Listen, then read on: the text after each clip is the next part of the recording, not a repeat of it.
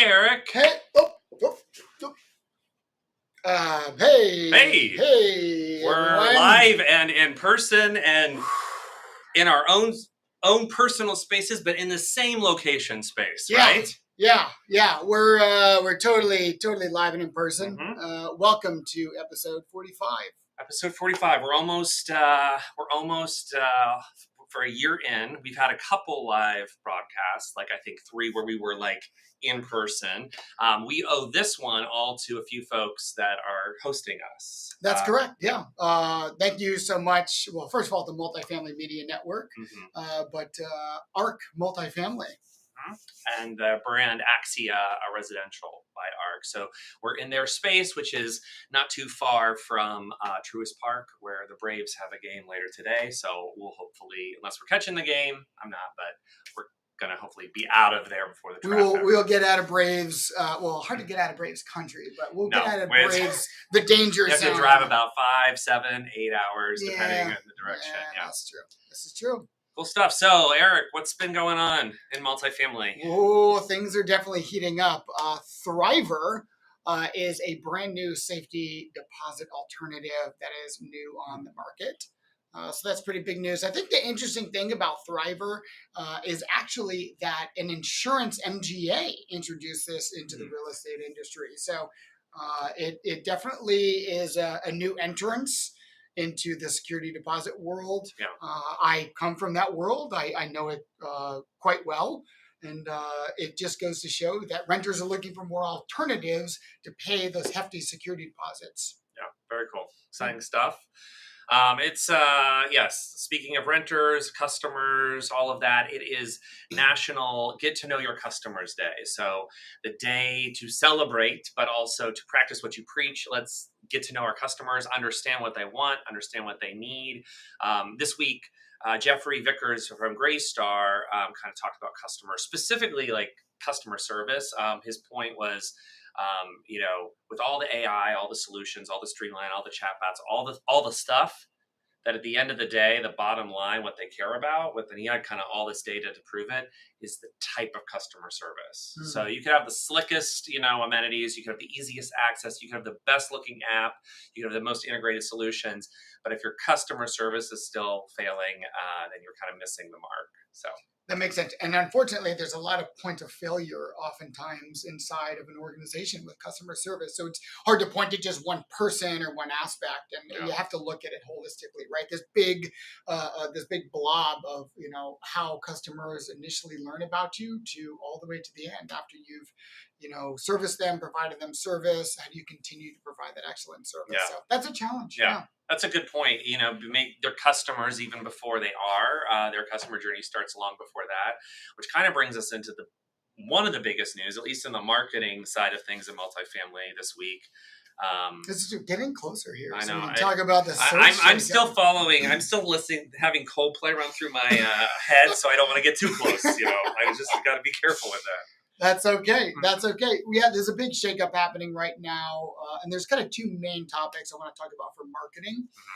One of them is that Instagram is now going to be searchable on Google, and I think this is a part of Google really trying to compete with other search engines, other ways to acquire customers. Yep. Right. So Google decided to do this. I mean, obviously, this is something that's been in the works for a little while with Instagram.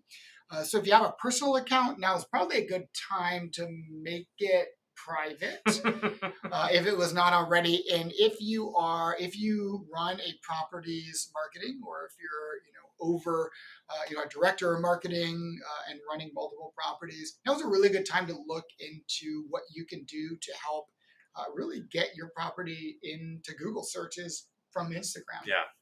No, it's a big change. It was something that people didn't see coming. And for a lot of folks, like I've been in conversations where, Instagram was always kind of the thing that was like this redheaded step kid, right? In some of these things, which is like, oh, let's not worry about that. Let's focus on this. And that was one of the social media platforms that kind of got left, not as used by maybe some groups or companies or people. Now there's validity in kind of doing it. So people have to kind of relearn the ways that they may have done it in the past, or kind of come up with new Yeah, ways. and frankly, it's an opportunity for marketing teams, of course, that continue to invent and check things out. And I did have to mention on my post, Smart City Digital does a really good job of that. So if you want a good place to start, take a look at Smart City Digital. They have some really incredible posts. Nice. And another big thing is these AI browsers. Mm-hmm. These new browsers are going to be launching here shortly. Some of them are already in beta for those of you who have access. A lot of us are starting to do searches inside of GPTs, Yeah. and they're taking a small chunk of search results. But I think once these browsers kick off and you're able to use them to do searches, it's going to change the way that we do search, right? Yeah. So, for example, I'm a renter and I'm 11 or 10 months into my lease and I'm Okay. looking at some new properties. I want to compare my current property to a potential new one, right? How would I go Right. about doing that? Well, it's hard to do that apples to apples. I'm a busy person, right? I'm a working professional. I hang out with my friends after work and everything. I don't want to sit there at a bar with a beer and do this research. So why not just let the browser do the research That's for true. me? That's true. Yeah. Are you sure you don't want to do your research not at a I'm bar? not saying I haven't done this I feel like before. I'm not gonna like that say doesn't totally track for me, but okay. But I I, get what you're saying. I I get yeah. you want your leisure time to be fully leisure. You don't want to have, you can get more leisure time back by using this tool, Yeah, right? that's right. No micro retirements here. Yes. There you, Yep. there you Nice. So that was the big news. There's tons of news always. Billy Technologies announced that they raised a little over $9 million in seed funding. Their big, a big, this kind of solution is really to fix the kind of the mess that is utility billing for a lot of multifamily companies and properties. Yeah, a lot of numbers flying around every month for Uh-huh. each property, right? A lot of Mhm. data has to go through the pipes, and it has to be 100% accurate. Otherwise, you get pissed off customers who are paying too much, Right. or really happy customers, and then pissed off utility companies that are being underserved. Yeah. So that's congrats to those Congrats to folks. Billy. I heard they're the goat. They, I've heard The that. goat. I've heard that too. There was a very, I don't know if it was for the 4th of July, but there was a very George Washington esque AI created, surprise, surprise, graphic of someone sitting on a goat like George Washington. I liked it. So. I appreciate their playful branding for sure. Yeah. Another congrats to Landmark Property Services. They partnered with Connexus. A lot of folks partner with them. They just kind of recently announced that. That's exciting. There's been lots of talk about past events. There's been different kinds of golf outings and local apartment associations. Another congrats goes out to the Greater Nashville Apartment Association that has become badge official with their NAA affiliate status. So they are now officially an official affiliate, which is great.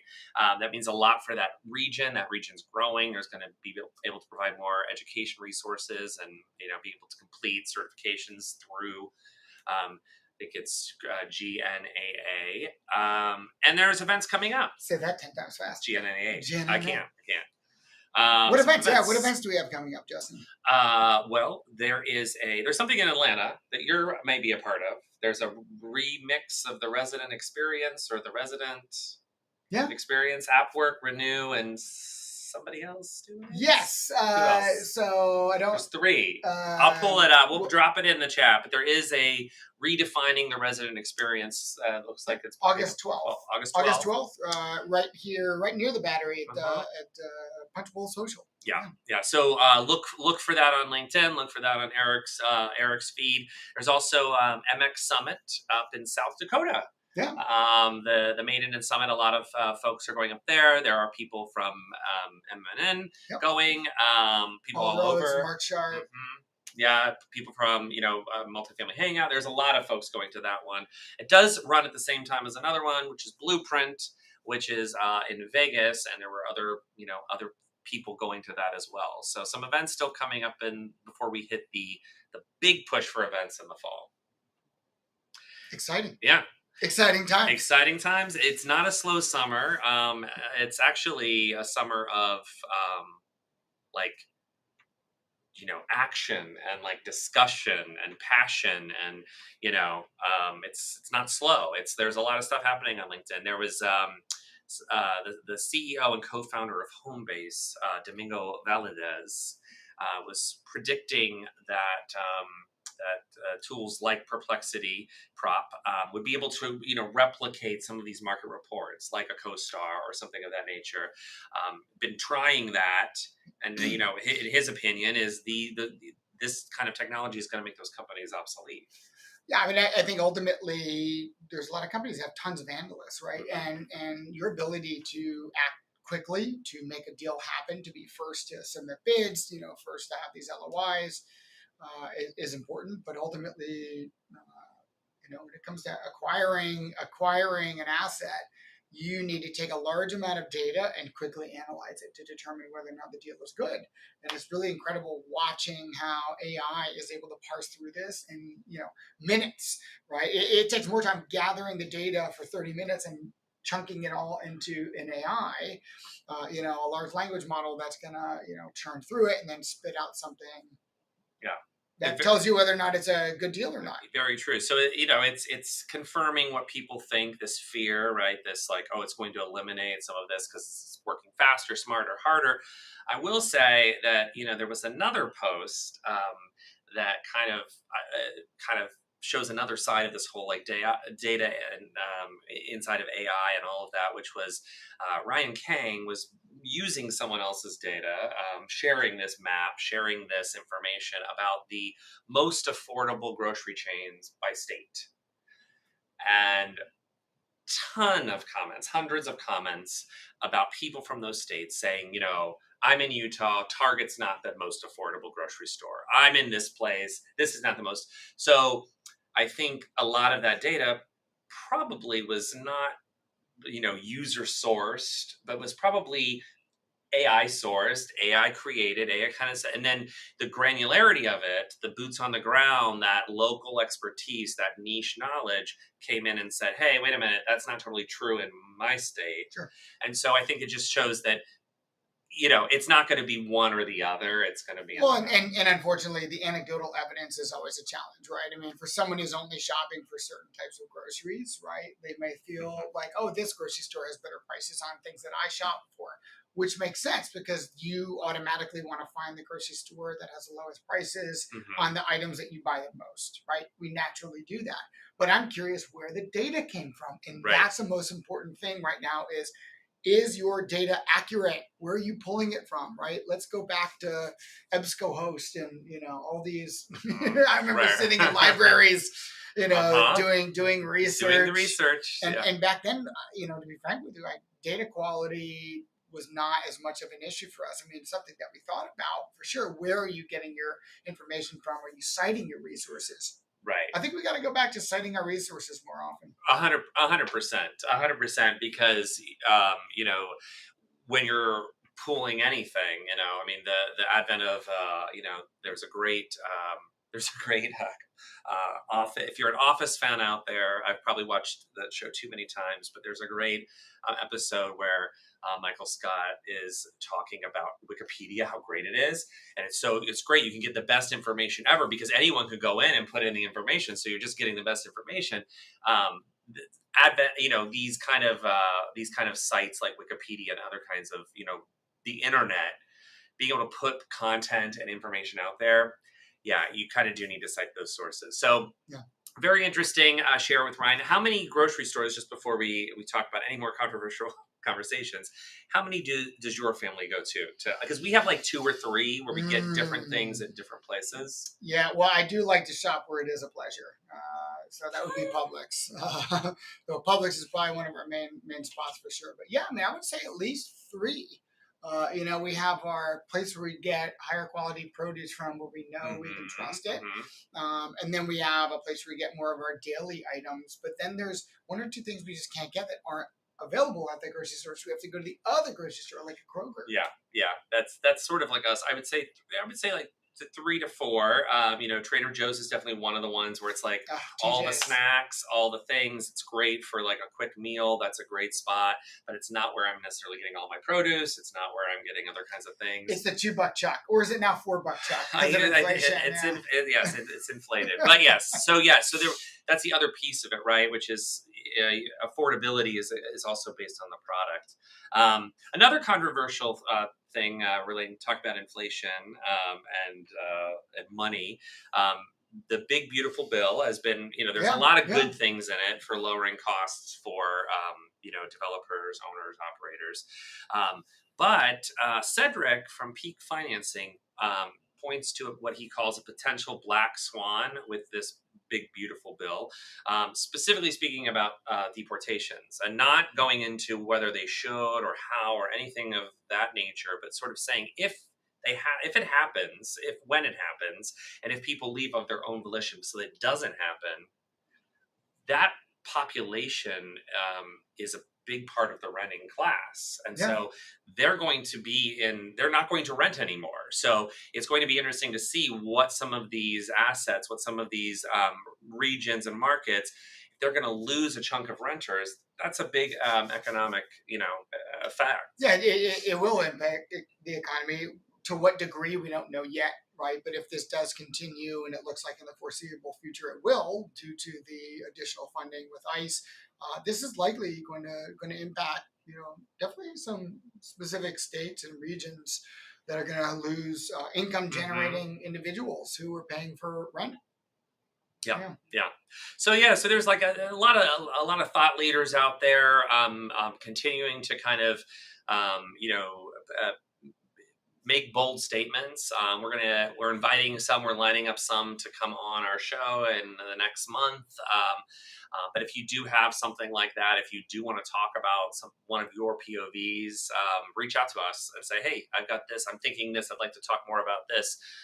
We'd love to have you on. The image right there is in the style of summer movie posters, because it is summer movie season. Mm-hmm. The other big piece of news that's been in feeds, maybe not on LinkedIn, but any other social media feed, has been Superman, the movie. Of course. Are you a Superman? Have you seen most of the Superman movies? I've only seen the earlier ones. I read the comic books when I was a kid. Definitely saw some of the movies. I will say the old television show was like from the 70s and 80s. I mean, this was what's his name? Charles Reeves. Yeah, Christopher Reeves. Mm-hmm, I remember watching Christopher Reeves Superman. So there's been love it, hate it. Some movies are fun, so I'm sure we'll go see it. I grew up with summer movies like Batman. That was my Batman, Spider-Man. Those were kind of the ones that I kind of gravitated towards. There's so many Peter Parkers to choose from these days. Yeah, there are. So if you're going out this summer, have fun, enjoy a show, enjoy your weekend. There'll be more multifamily stuff. Yeah. Coming up next week. We'll be adding some guests in the future, but thanks for hanging out with us. Nice to hang out with you in person. Great to hang out with you in person. I know. And now we're going to change away from the horribleness that is Coldplay, just so that we can contain ourselves. And we're going to play something relating to Batman. Today, on July 18th, about 30 years ago, Seal released Kiss from a Rose, which became part of the Batman movie soundtrack, but it also became the 1999 Grammy-winning song of that year. Mm-hmm. So I don't have to worry about Seal. There's no HR requirement for that, so we can play away. We can just play it away. Yeah. All right. Let's see. Let's go full screen, ladies and gentlemen.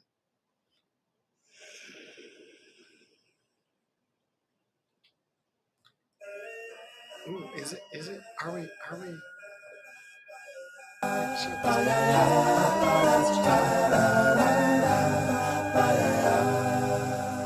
There used to be a graying tower alone on the sea. You became the light on the dark side of me. Love remains a drug that's the high and not the pill. that when it snows, my eyes become large and the light that you shine can't be seen. Baby, I can pay you to a kiss from